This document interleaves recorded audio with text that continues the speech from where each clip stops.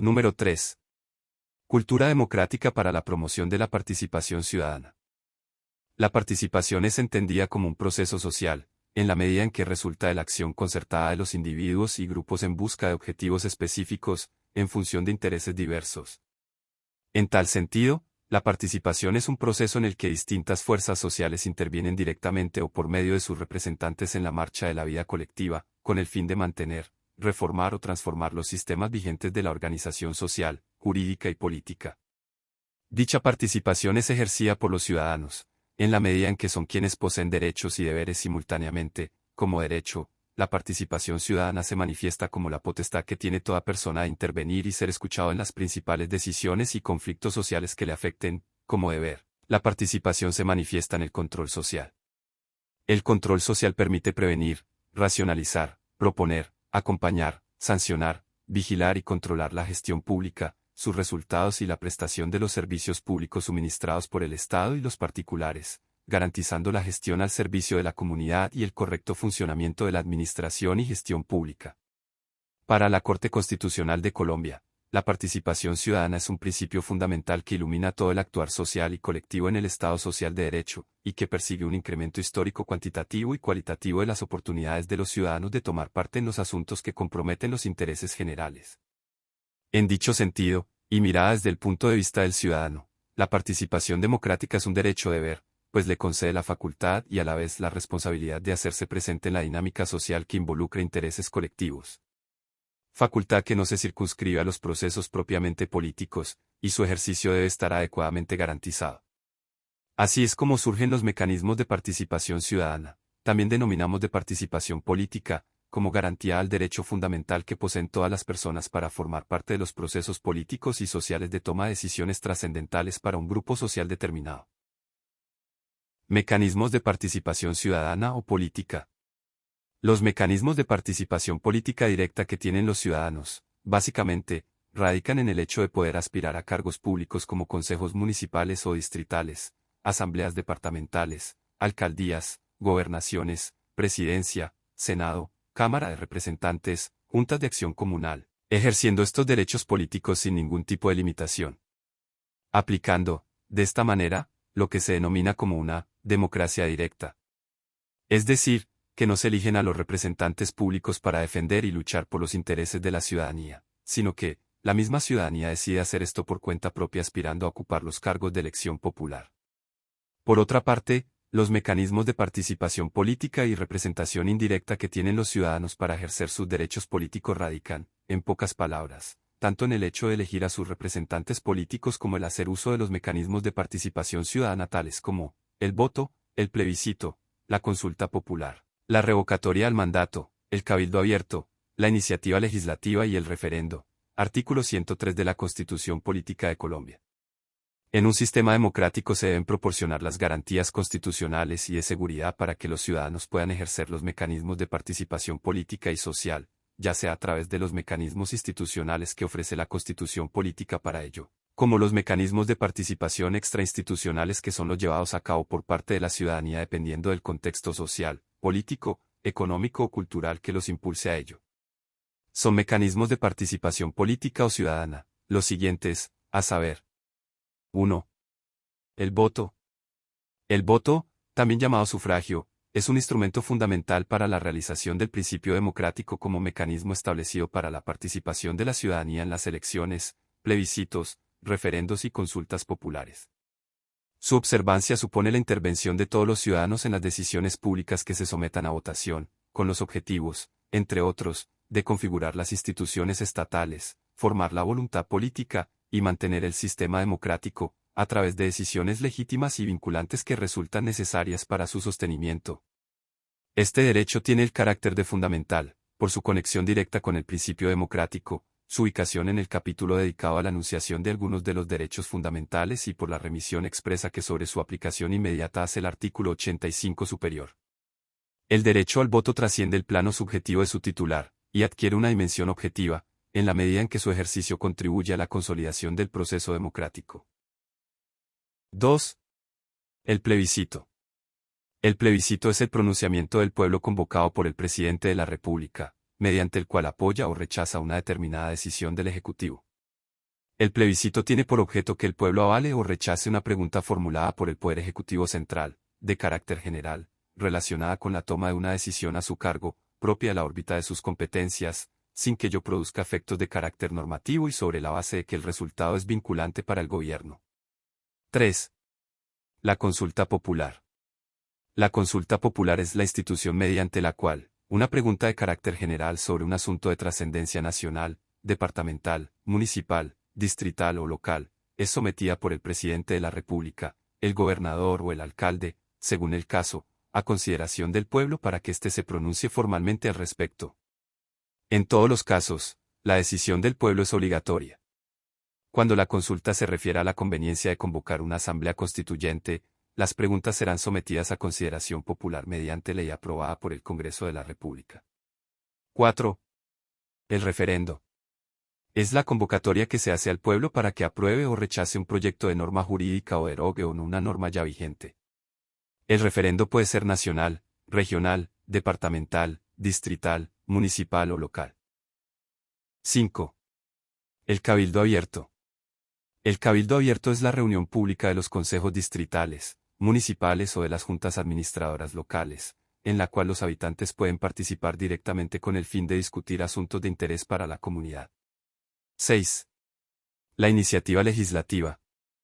La iniciativa popular legislativa y normativa ante las corporaciones públicas es el derecho político de un grupo de ciudadanos de presentar proyecto de acto legislativo y de ley ante el Congreso de la República, de ordenanza ante las asambleas departamentales, de acuerdo ante los consejos municipales o distritales y de resolución ante las juntas administradoras locales, y demás resoluciones de las corporaciones de las entidades territoriales, de acuerdo con las leyes que las reglamentan, según el caso, para que sean debatidos y posteriormente aprobados, modificados o negados por la corporación pública correspondiente. 7. La revocatoria del mandato. La revocatoria del mandato es un derecho político, por medio del cual los ciudadanos dan por terminado el mandato que le han conferido a un gobernador o a un alcalde que han elegido popularmente como sus representantes, en los casos en que estén inconformes con la gestión que aquellos han realizado. Número 4. De la organización de las instituciones jurídico-políticas del Estado colombiano. 1. Órganos del poder público. De conformidad con el artículo 113 de la Constitución Política, la organización política del Estado se conforma por tres grandes ramas de poder público: la legislativa, la ejecutiva, la judicial. Además de dichos órganos que integran la organización política del Estado, existen otros, autónomos e independientes, para el cumplimiento de las demás funciones atingentes a la organización jurídico-política. A. Rama ejecutiva. A la rama ejecutiva le corresponde ejecutar, en forma coordinada, todas las actividades administrativas que están al servicio de los intereses generales de la comunidad para el cumplimiento de los fines esenciales del Estado. Está representada por el presidente de la República, quien simboliza la unidad nacional, es el jefe de Estado, jefe de gobierno y suprema autoridad administrativa. El gobierno nacional está formado por el presidente de la República, los ministros del despacho y los directores de departamentos administrativos. El presidente y el ministro o director de departamento correspondientes, en cada negocio particular, constituyen el gobierno. La rama ejecutiva tiene tres órdenes: nacional, departamental y municipal.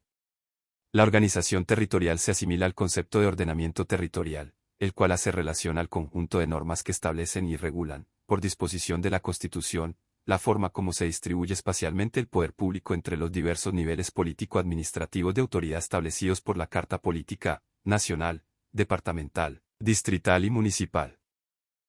B. Rama legislativa. El Congreso de la República es el órgano que constituye el eje de la democracia representativa y a él se asignan por antonomasia las funciones de la rama legislativa. Los miembros de ese órgano colegiado son los representantes del pueblo y deben actuar consultando a justicia y el bien común.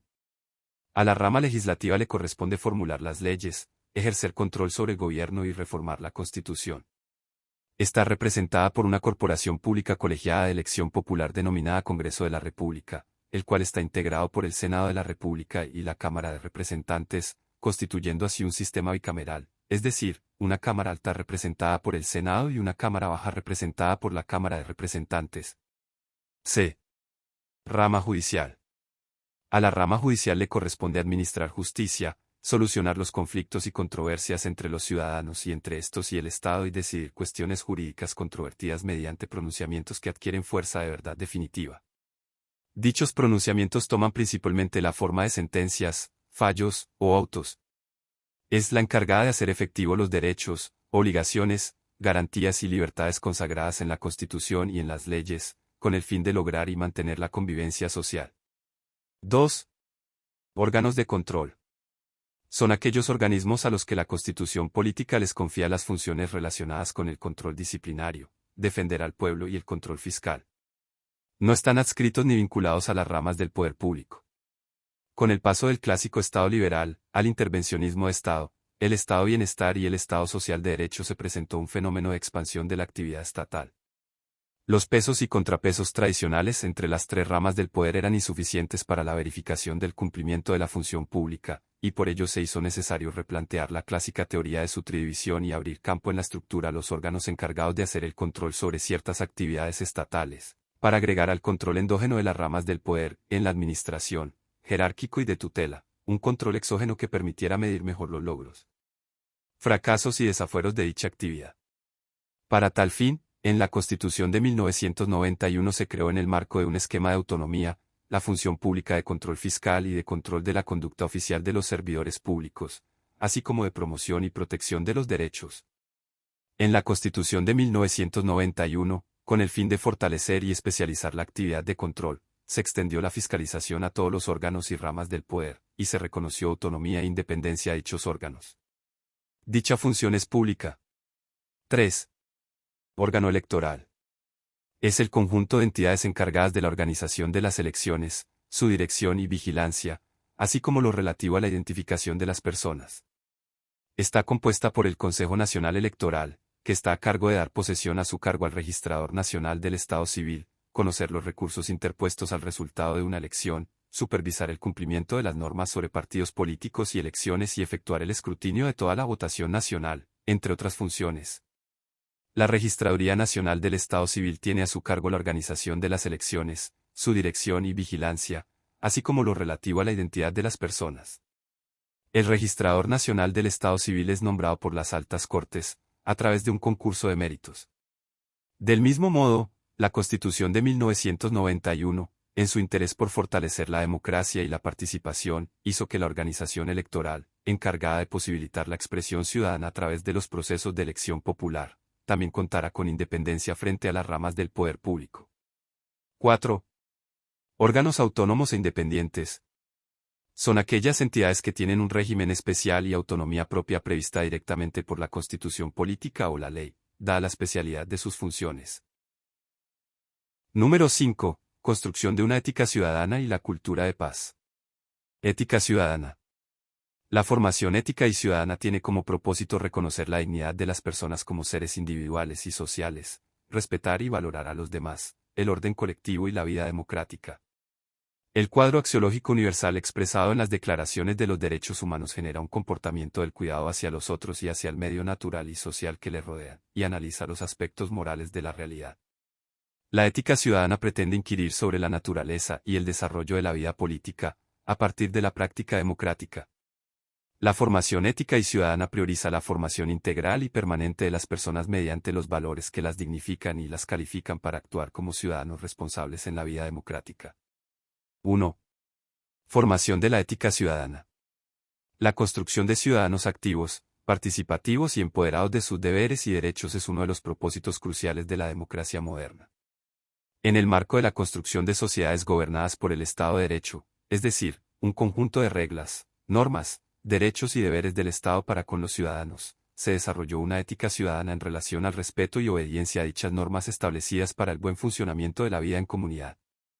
Es por ello que en el presente apartado del documento se abordarán los antecedentes del surgimiento del Estado de Derecho, la sujeción y obediencia a las normas, el aporte del accionar ciudadano para el fortalecimiento de nuestro entorno social y la necesidad de fortalecer lo público, su defensa, promoción y promoción de una ética ciudadana en épocas de cambio. A. El Estado de Derecho y la obediencia a las normas, el valor y desarrollo de una ética ciudadana en una época de cambio. Hay una serie de antecedentes que constituyen la parte esencial del Estado de Derecho. De este surge la primacía de las normas y por ende se regulan las relaciones sociales, se tiende a mediar los conflictos, a partir del establecimiento de unas reglas de juego para la sociedad.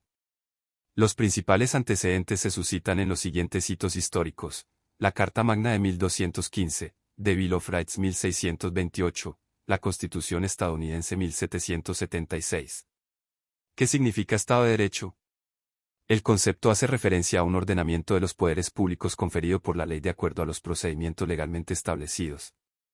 El Estado de Derecho empieza a constituirse a partir del siglo XIII con la primera declaración de victoria de los señores feudales sobre el monarca, la famosa Carta Magna de Juan sin Tierra. Esta contenía algunas libertades de comercio y circulación, a la cual le siguió Petition of Rights 1628, en donde se reconoce la existencia de ciertos derechos que la corona tendrá que reconocer. Estos se ratificaron por The Bill of Rights en 1689, cuyo gran teórico fue el irracionalista John Locke.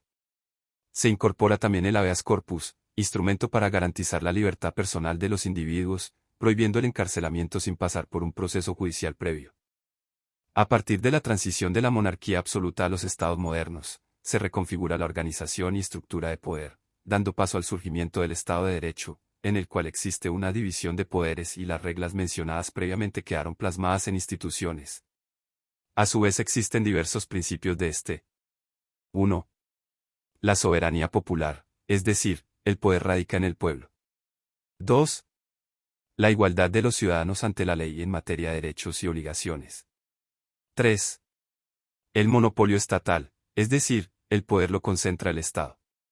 4. La supremacía de la ley, la norma es superior a los valores de periodos anteriores. 5. Existe una jerarquía en las leyes, la Constitución se eleva en la cima. 6. La división de poderes.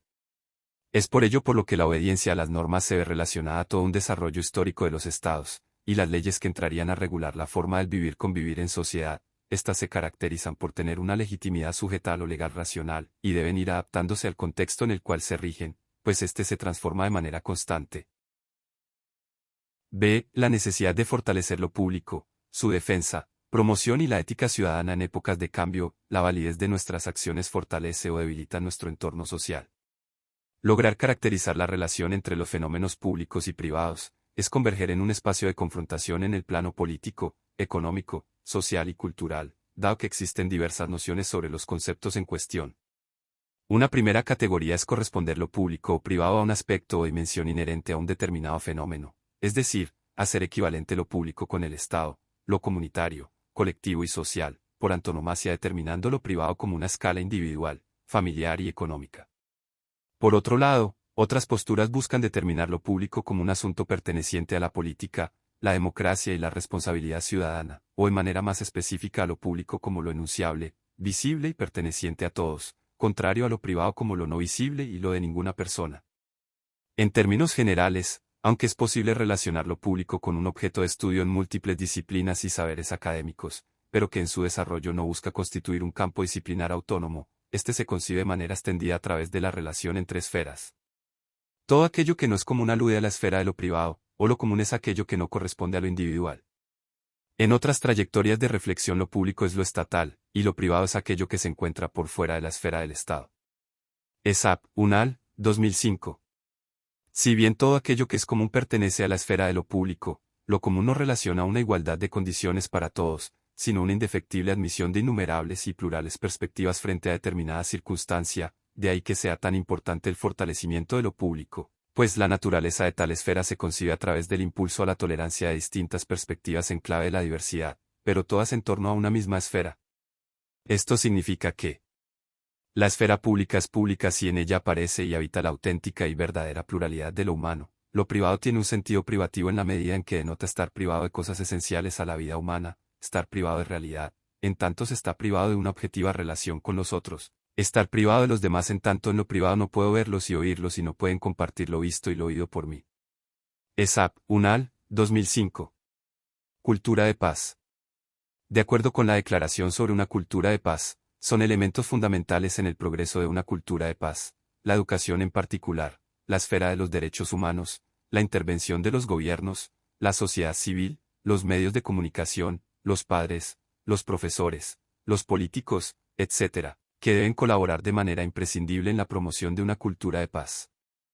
El progreso hacia una cultura de paz se alcanza a través de valores, actitudes, comportamientos y estilos de vida propicios para el aumento de la paz entre los individuos, los grupos y las naciones. Así, el desarrollo pleno de una cultura de paz está integralmente vinculado a la promoción del arreglo pacífico de los conflictos, el respeto y el entendimiento mutuos y la cooperación internacional. B. El cumplimiento de las obligaciones internacionales contraídas en virtud de la Carta de las Naciones Unidas y el derecho internacional. C. La promoción de la democracia, el desarrollo de los derechos humanos y las libertades fundamentales y el respeto y cumplimiento universales de estos. D. La posibilidad de que todas las personas a todos los niveles desarrollen aptitudes para el diálogo, la negociación, la formación de consenso y la solución pacífica de controversias.